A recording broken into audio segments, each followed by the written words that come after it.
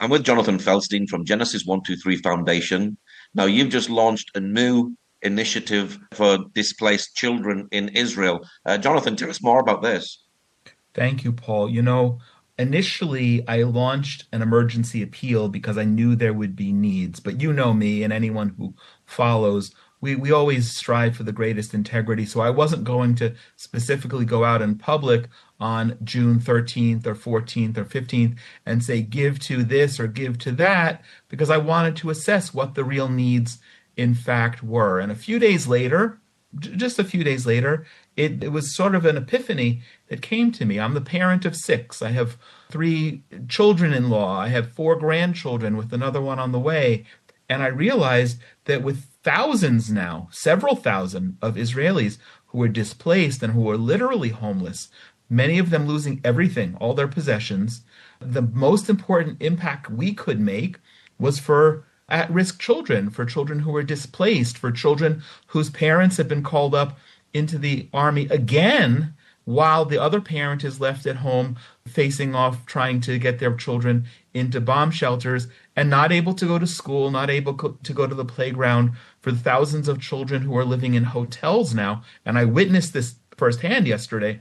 I realized not only is it an important blessing to be able to provide toys and games and activities for the children who can't get out, who just simply can't go outside to play, but when we're doing that, when we're occupying them, when we're putting a smile on their face, at least it gives a few moments of respite for the parents, if not, in fact, a moment that the parents can smile and enjoy that while the parent is faced between parenting and taking care of his or her children and the stress of also being homeless at this time. So I think that we've hit the nail on the head and launched something that's not only absolutely relevant, but will far out. As we speak today, supposedly there's a ceasefire in place, but even if that's the case, these children are going to be homeless for many months. And what we're doing now is going to provide an impact that's lasting for that period. Where are these children and families evacuated from? I visited two hotels yesterday. One is a unique group of people that I can't say in public where they're from. The other was a hotel full, 821 people who were evacuated from Holon in central Israel, all of whom had their homes either completely destroyed. If I understood correctly, 50 buildings, not 50 apartments, but 50 buildings that were destroyed. And with that, if not all of their possessions literally, like even the stuffed animals that keeps a child comforted, certainly they didn't come out with very much. And at whatever point the attack took place on their community, they left with the clothes on their back. So when there's a rocket attack, these families need housed straight away, don't they? Absolutely, they have nowhere to go. And what we've seen for the now 21 months almost of this war, it's a different operations, but it's all still part of the same war, is that we've seen, because there are very few tourists, hotels are logical places where you can quickly put hundreds of people. This hotel that I visited yesterday had been closed, literally closed, the door locked, no employees except for the accounting staff and security. And now the hotel is not only open and full, but bustling. And part of that bustle, you've been into these hotels in Jerusalem, and they're busy in the mornings when tourists are leaving. They're busy in the evenings when tourists come back and have their dinner.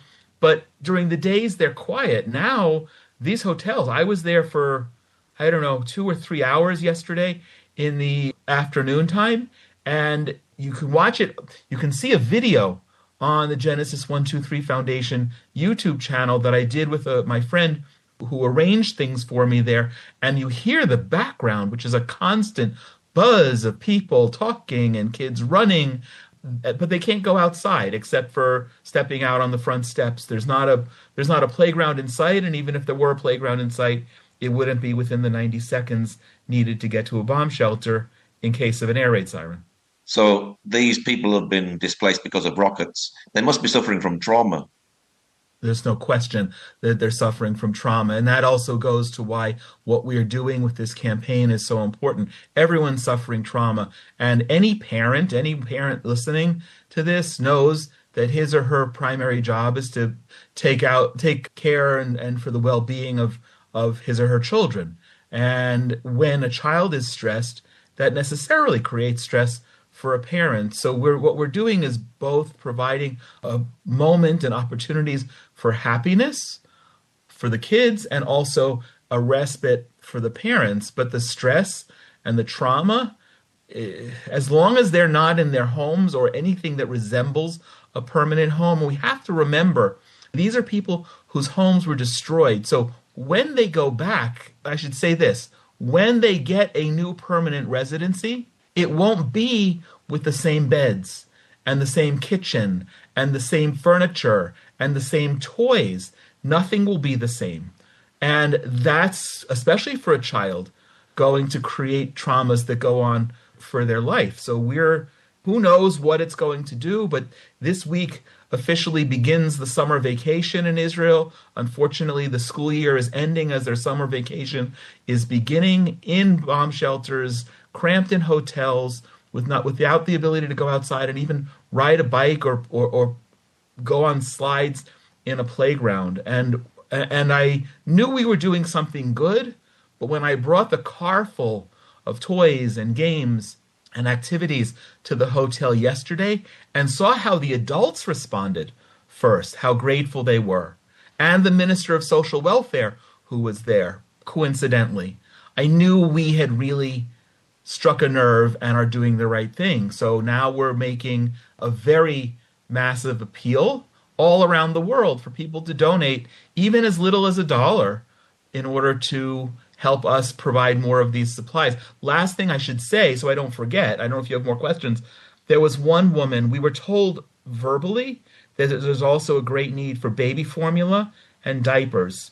This was played out in one woman who, it seemed the whole time I was there and everywhere I went, she was walking around the lobby and the offices of the hotel uncontrollably sobbing because she needed formula for her baby. Why that's not being provided is another question, and I don't have the answer to that. But I do know if there's a need, it's something that we're privileged to be able to step in and take care of. Something we don't really realize in the West, that some of these families are single parent families, not because the two parents are missing, but because one of the parents perhaps has gone into the army. And we forget that fact that the other parent is left behind trying to deal with some of these kids, isn't it? Sure, it's very hard. I use my own daughter and son-in-law as an example. They have 4 little boys under 7, and they've taken now to putting the 3 older boys to bed in the bomb shelter to avoid having to move them after bedtime. You know, bedtime is much earlier for little kids, so you've got that much more time and the risk of having to move your children into a bomb shelter from when they're sleeping. And that's in the best case scenario. That's with 2 parents around. But if my son-in-law is called up, as he is, and it's only my daughter at home, moving 4 little boys in the course of 90 seconds or 2 minutes is really an impossible task and unbelievably stressful. So, and then it goes to the daytime hours as well, when they're awake and they can't go outside to the playground, and they can't, then schools are closed and the preschools are closed. So everyone's on top of everyone all the time. And even in the most loving home, that creates stress for everybody. And so again, that's why, you know me well enough. I'm not a super bragger. I don't think that I'm the greatest thing since sliced bread ever. But I'm so proud of the fact that we've really found this niche that's so needed, and not only while there's actual rocket and missile fire, but that's going to be a need that will be ongoing for months. We had many rocket salvos this morning at 5 o'clock Yes. in the morning onwards. Are parents just tired? Not just these kids, but all parents of Israel tired. It's exhausting. I'm exhausted. And I don't have any kids living at home. But even if your kids are all adults out on their own, you need to touch base. You need to see how they're doing. And even if it's only, and I say that in quotes, only that all of your kids, wherever they are physically safe, but they're also being waken up at 5 o'clock, and it's ongoing until 9, 10, 11, 12 o'clock, and sometimes in the middle of the night, and you never know. That exhaustion alone is physically and emotionally debilitating.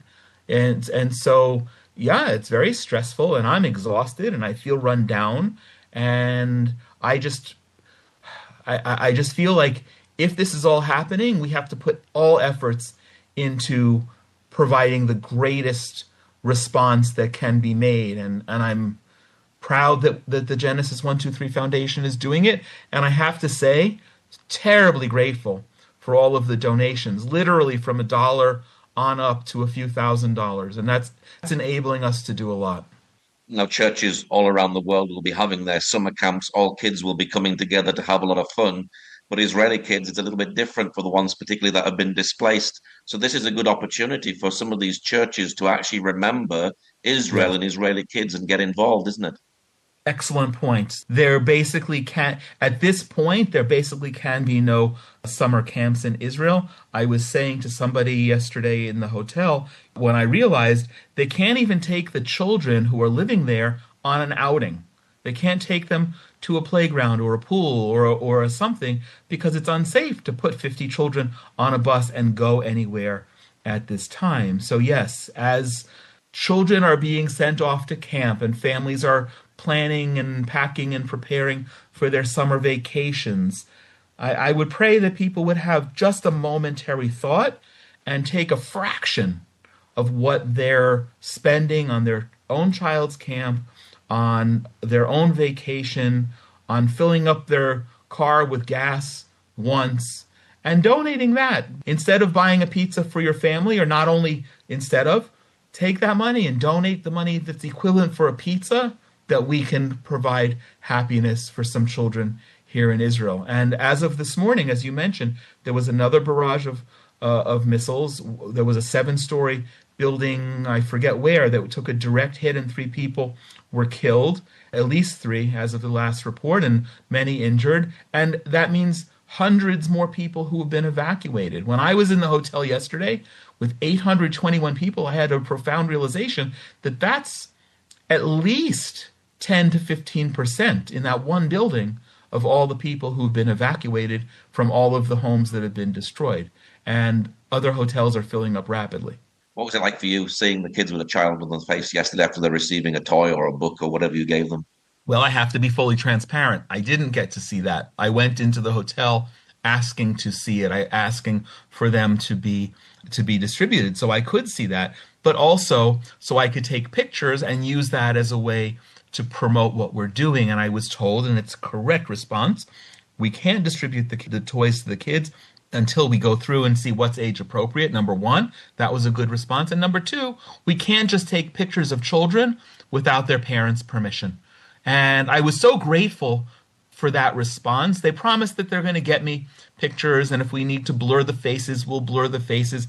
But what that showed me is that the people who are in charge in the hotels, looking out for their welfare, are really looking out for their welfare. It's not just the administration of doing things in a pro forma way, but really making sure that everyone is respected and cared for.